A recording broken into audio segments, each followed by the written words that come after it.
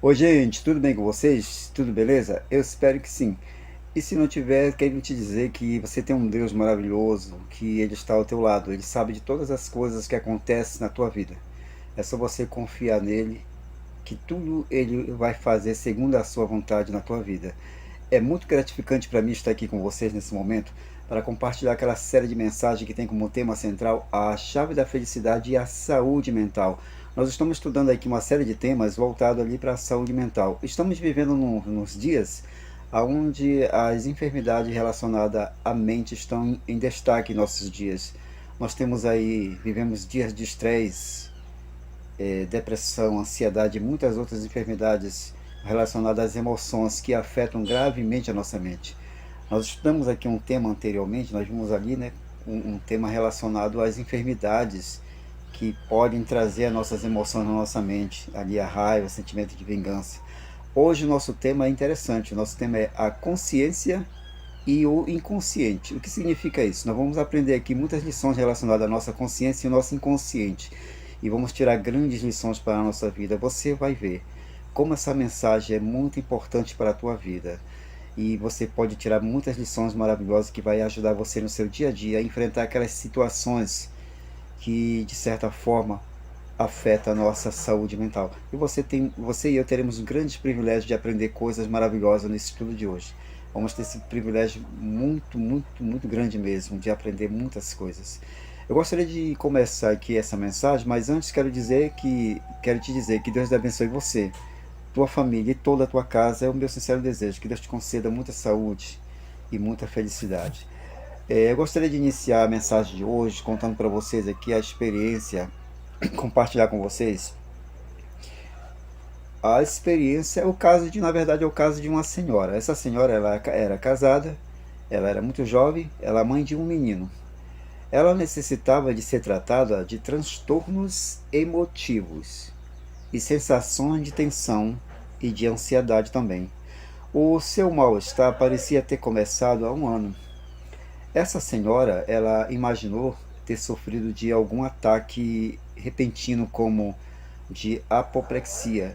Ela sentia palpitação no coração e debilidades. Ela fez um exame cuidadoso, mas não foi encontrado ali no exame dela o menor sinal de apoplexia. Mas a sua ansiedade persistia ali. Sabendo a história do caso desta senhora, o psicólogo notava em suas atitudes e adaptações através dos anos um estado mais ou menos crônico de desconformidade. Esta senhora nunca estava satisfeita com sua casa, com seus móveis, com seus vestidos, suas amizades. Ela desejava sempre ter mais coisas, coisas novas, e experimentar novidade. Mas uma vez que ela possuía essas coisas, nem assim mesmo ela se sentia satisfeita e feliz. Ela sentia tédio, irritava-se por coisas de menos importância. Uma atitude mental predominava nisso tudo. Ela desejava voltar à cidade onde ela havia nascido e crescido. Esta atração nostálgica por a sua cidade natal não era justificada pelos fatos, porque quando ela chegava lá na cidade, ela se sentia especialmente infeliz e não encontrava as coisas como pretendia encontrar. Suas amigas tinham se mudado para outra cidade, as amizades se haviam ausentado e a situação não era o que ela havia sonhado. É claro, disse o Dr. Evans, que um caso tal, igual esse, era um conflito mental. Porém, por quê? Estudando mais a fundo o caso dessa senhora, foi descoberto que quando ela era menina, criança, ela havia sofrido muitos desgostos. A sua mãe havia morrido quando ela tinha apenas 3 aninhos de idade. Quando ela completou ali 6 anos, o seu pai contraiu segundas núpcias, mas faleceu quando a menina completou ali os seus 9 anos. A perda dos seres amados provocou insegurança nela, e ansiedade, e sentimentos de depressão. A menina sentia muito afeto pelo pai. Ela chorava quando ele saía para o trabalho, E se ele não chegava a dar um beijo de despedida, ela então beijava a roupa de seu pai, que ali ficava em casa. Sem dúvida, anos mais tarde, era difícil recordar quais haviam sido os seus sentimentos quando o pai morreu. Ela lembrava-se, entretanto, de haver dito: ainda me resta a minha madrasta. Mas ela mesma não se dava conta de seus sentimentos de insegurança e de ansiedade. Eram estes, porém, visíveis na angústia que lhe ocasionava ter que tratar com estranhos. Ela tinha medo de ir, por exemplo, ao médico, ao dentista, em sua desconformidade consigo mesma, meus queridos, e com o que tinha. As forças que estavam em conflito nela eram seus anelos inconscientes de voltar ao afeto profundo que sentia pelo pai, pela pessoa a quem ela havia recorrido nas grandes crises emotivas de sua vida. Mesmo quando não reconhecia o seu conflito, evidenciava com seu descontentamento e seus desejos que nada podia satisfazer. Isso explicava o desejo que ela tinha de voltar ali à sua cidade natal. É verdade que ninguém pode voltar ao lar paterno, porém, a pessoa que não tenha atingido a maturidade emocional e que o caráter necessita apoiar-se em outros, procura sempre fazer isso. Quando as nossas emoções, meus amigos, ficam detidas nas coisas que sucederam na nossa infância, elas estorvam a adaptação sadia e feliz e as novas situações da vida. Então, meus queridos amigos, o complexo se arraiga no inconsciente. É muito importante a necessidade de crescer e amadurecer, tanto no emotivo, como no físico e no intelectual. Nós vimos aqui no caso desta senhora como se forma o inconsciente, com o qual devemos tratar conhecimento mais a fundo. Os psicólogos eles entendem pelos três grandes compartimentos da mente humana. O próprio Dr. Evans ele apresenta essa divisão em sua série de artigos e explica de passagem que a considera auxiliadora, mesmo que não absolutamente necessária para compreender a mente. Seus esclarecimentos, porém, ajudarão a gravar melhor um conceito com o qual muitos a cada passo tropeçam hoje em sua leitura sobre a psicologia. O eu, ou seja, a parte consciente, não é apenas a parte em que reside o conhecimento, mas também a cabeça organizadora da mente. Nós vamos ver agora o que é o inconsciente. Pode-se considerar ali o inconsciente como o vasto depósito em forças instintivas e tudo que se há experimentado no passado. É compreensível que o eu ele não possa conservar a recordação consciente de tudo quanto ocorre no transcurso dos anos.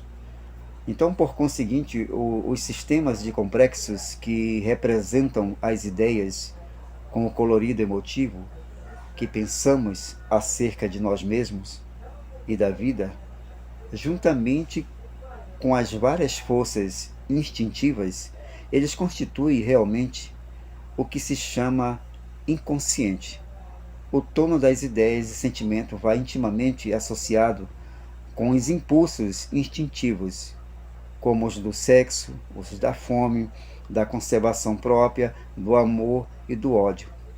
Eles representam a atividade mental, meus queridos, subconsciente, que sempre está presente. A força desta atividade é que leva a atenção do eu, pensamentos, sentimentos e anelos. Compete ao eu tratar com essas forças interiores. O superego, ou consciência moral, é uma parte especial do inconsciente.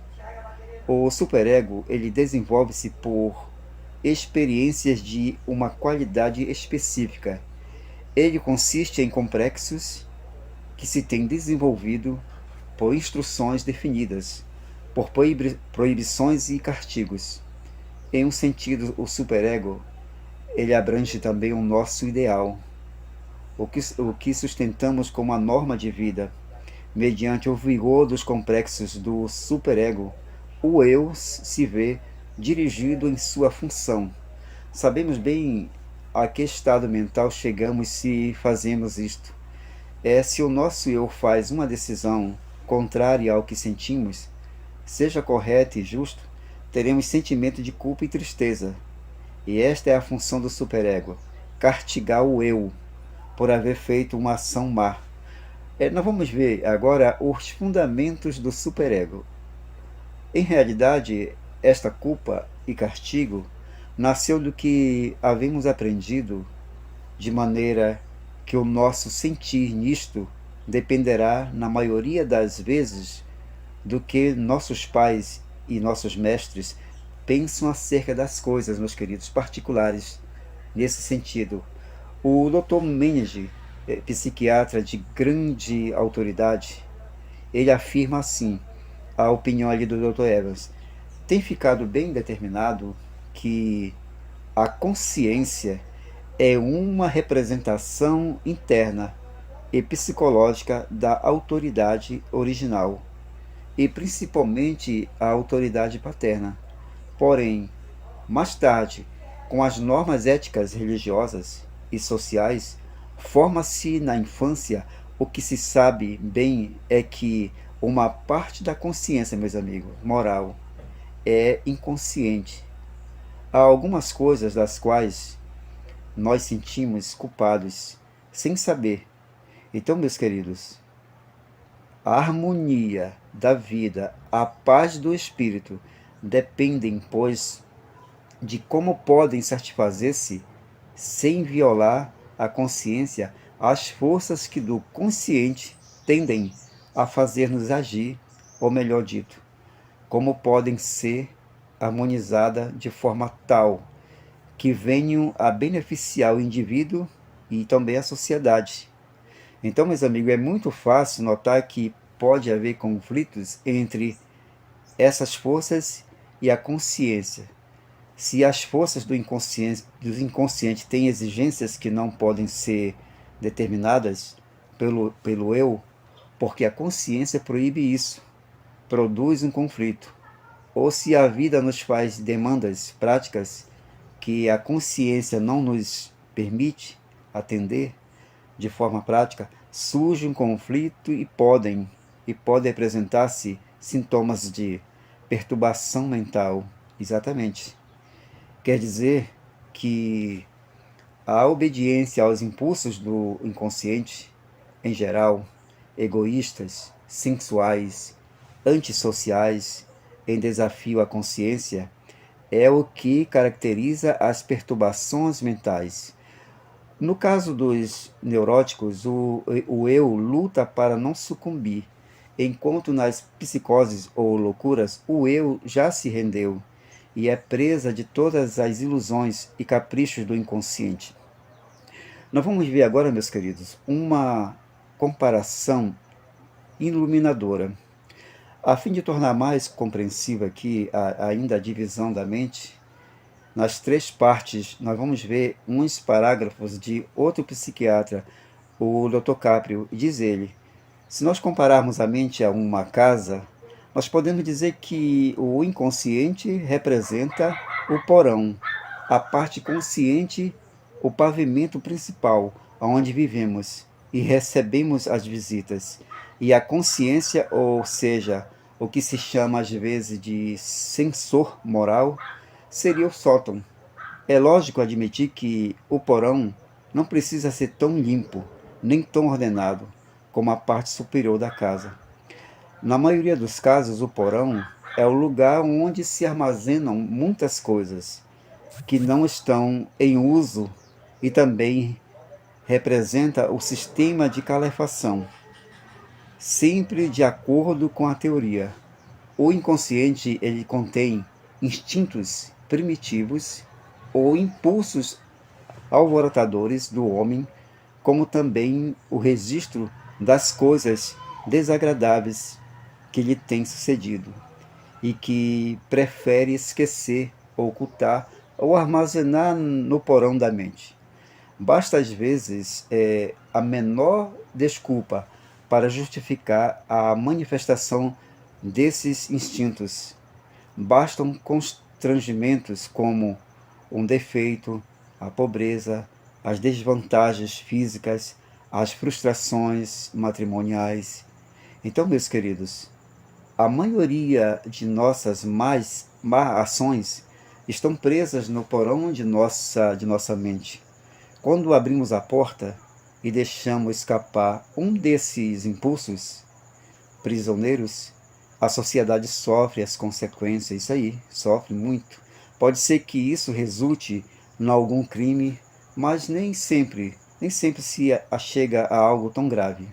A maioria de nós não chega à temeridade de dar deliberadamente rédeas soltas aos impulsos e reprimimos os desejos que são socialmente objetáveis. Mas quando a luta por reprimi-los se torna demasiada, intensa, e chegamos ao ponto em que esses impulsos ameaçam instalar, haverá em nós alguma enfermidade de origem emotiva, como, por exemplo, dor de cabeça, indigestão, indigestão nervosa, insônia e muitas outras enfermidades. Nós vamos ver nesse momento qual é a atitude mais conveniente. O conflito que pode produzir entre a consciência e o nosso inconsciente, nós vamos ver agora o caso, por exemplo, de uma jovem. Ela encontrou na rua uma carteira com $600. A carteira contém ali o nome e o endereço do proprietário, de maneira que é seu dever devolver a carteira, porém, ao fim ali triunfam os desejos do inconsciente, da jovem de comprar lindos vestidos e outras coisas de que ela gosta e que ela está precisando. O sentimento de culpabilidade ali, porém, que a sua consciência logo lhe impõe e que a parte consciente transfere ao inconsciente, faz com que a jovem sinta fortes dores de cabeça que lhe farão gastar com médicos a quantia maior que a encontrada ali dentro da carteira. Então, sendo assim, a jovem resolve devolver a carteira para o seu devido dono. Ela não quer sentir dor de cabeça, meus queridos. As pessoas normais, diz o Dr. Caprio, elas não dão costas ao inconsciente, nem burlam da consciência. Então, meus queridos, a grande lição, meus amigos, que é necessário não esquecer aqui, é que do inconsciente nascem muitas das dificuldades que experimentamos. É através do inconsciente, meus amigos, que chegamos a contrair as enfermidades psicossomáticas. É o inconsciente o grande depósito de tudo o que temos experimentado através dos anos, e cuja lembrança nos acusaria se o tivéssemos sempre presente. É no inconsciente que se aninham as emoções que nos podem ocasionar estragos à vida. Porém, ali no inconsciente também é onde se alojam as emoções que podem embelezar e santificar, e através dele, dizem os psicólogos crentes, pode o Espírito de Deus apresentar ao nosso campo consciente as impressões que nos hão de guiar. Portanto, meus amigos, é de suma importância, meus queridos, que saibamos reconhecer seu valor e cultivar a potência que para o bem ele está destinado a ser. Falando ainda em relação ali com a formação do inconsciente, existe um assunto muito importante que nós devemos tratar aqui, devido à sua grande importância. Merece, porém, que seja aqui reprisado. É o que ilustra ali o caso daquela mulher mencionada aqui no início de nossa mensagem. Vocês lembram? As desgraças que ela sofreu na infância deixar marcas em seu inconsciente e criar um complexo que lhe ocasionava conflitos na vida. Então, meus queridos, nós, meus amigos, vamos ver nesse momento o carinho e o inconsciente. Há algo de verdade com respeito aos efeitos que as experiências dolorosas fazem sentir na mente prática da criança. Esses efeitos são chamados traumas psíquicos. Trauma ou traumatismo é o termo técnico para designar um dano como uma machucadura ou ferida, e psíquico quer dizer mental. Dizem alguns autores que a criança sofre o seu primeiro trauma psíquico ao nascer, quer dizer, ao passar da segurança e proteção que lhe proporcionava o seio materno, ao ambiente exterior, hostil, que provoca nelas suas primeiras reações e emoções. E chega o Dr. Slaughter a afirmar que, a menos que este primeiro traumatismo emotivo seja superado por amantes cuidados durante os primeiros dias da vida, o recém-nascido poderá sentir-se presa toda a vida de uma incerteza e um temor básicos. O doutor diz assim: é-nos impossível admitir que, pelos métodos psicoanalíticos, se possa estipar este traumatismo do inconsciente. Porém, o fato é que em certas maternidades dos grandes hospitais lá nos Estados Unidos, se tem mudado ultimamente os métodos de puericultura. Em vez de separar de suas mães os recém-nascidos e amamentá-los só às horas regulares, é permitido às mães que os mimem e lhes façam sentir o seu carinho.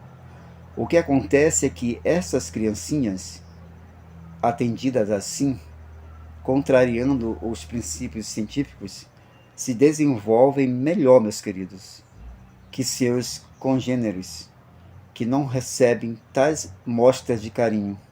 Então, meus queridos amigos, por muita ciência e ordem que rejam as atenções prestadas às crianças em seu asseio e alimentação, a planta humana requer amor desde que germina e ainda através de toda a vida. O amor é o maior fator de sua felicidade. Se as crianças não recebem o amor em sua infância e não aprendem a dá-lo por sua vez, tanto como a recebê-lo, se tem que se desenvolver em um ambiente que fomente nele a insegurança e o medo, vicejam em seu caráter as daninhas sementes, meus amigos, que produzirão um neurótico e até talvez um caso de demência. Então, meus queridos, o feliz ambiente do lar depende muito do equilíbrio emotivo dos pais. O feliz ambiente do lar depende muito do equilíbrio emotivo dos pais. A consciência e o inconsciente é o assunto que estamos estudando. Eu gostaria que você fizesse o seguinte: você volte este vídeo depois, analise ponto por ponto, é muito importante isso. Nós vimos aqui lições maravilhosas, estamos vendo lições que podem nos ajudar a vencer os dilemas que nos rodeiam no nosso dia a dia, as dificuldades que enfrentamos a cada dia. É muito gratificante esses estudos, nós tiramos aqui lições que podem nos ajudar no nosso dia a dia de estresse, depressão, ansiedade e muitas enfermidades relacionadas à mente. E o meu desejo nesse momento é que você realmente possa tirar grande proveito dessa mensagem de hoje, que essa mensagem fique para sempre em tua vida. E que Deus abençoe você grandemente. Se tem alguma coisa que está aqui te perturbando muito, que você não consegue resolver, que para você aparentemente é impossível, eu quero te dizer que para Deus todas as coisas são possíveis. Confia no Senhor de todo o teu coração. Entrega a Ele teu probleminha, a tua dificuldade. Se for um caso ali de saúde, confia em Deus. Se for uma cirurgia, confia em Deus. Entrega a Deus, na verdade. Se for um caso matrimonial, entrega nas mãos de Deus e confia nele. Se for algo relacionado ao financeiro, alguma coisa, algum problema com alguém, algo que te preocupa muito, uma dívida, qualquer assunto que seja, Confia no Senhor de todo o coração e Ele com certeza entrega teu caminho ao Senhor de todo o teu coração, confia nele e o mais eu tenho certeza que Ele fará. Entra no teu quarto, te ajoelha lá e entrega na mão de Deus. Conta tudo para Ele, conversa com Ele como nós estamos, como um amigo, assim como um amigo faz, do jeito que nós estamos conversando. Conta para Deus tudo, que Ele gosta de nos ouvir. E eu tenho certeza, meu querido amigo e minha querida amiga, que você vai ter uma resposta maravilhosa, segundo ali a vontade de Deus. Eu desejo grandemente que Deus abençoe você, tua saúde, a tua vida particular, e que Deus te conceda muitas bênçãos na tua vida, e Deus abençoe toda a tua família, meu sincero desejo. Eu te convido já para o nosso próximo encontro, brevemente, nós vamos estudar outro tema maravilhoso. Um grande abraço, gente, fique todos com Deus, valeu aí pessoal, fique todos com Deus, amém, que Deus nos abençoe, valeu, tchau, tchau.